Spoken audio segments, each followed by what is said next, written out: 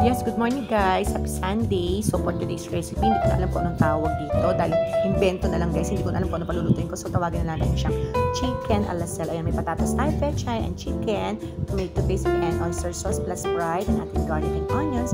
Ayan, so mahilig naman po talaga ako guys magpa-golden brown, mapamit man yan or chicken.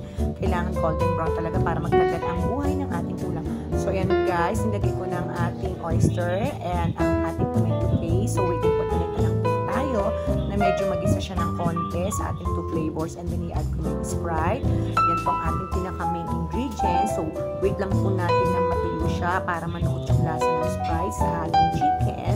So mag-incorporate po sila ang tatlong ingredients. So inad ko na po ang matigas ang ulo na patatas. So matagal po kasi siya lumambot. So inad ko na siya para masama na siya sa paglambot. And then nung malambot na, inad ko na po si pechay. So sobrang dami po talagang pechay ang nilagay ko dahil I love veggies guys. Yes, sobrang mahilig talaga ako sa gulay. So ayan, hayaan na po natin siya at ano naman po yan mamaya malalanta kapag tinakpan na natin. Ayan guys, ang ating chicken a la celle.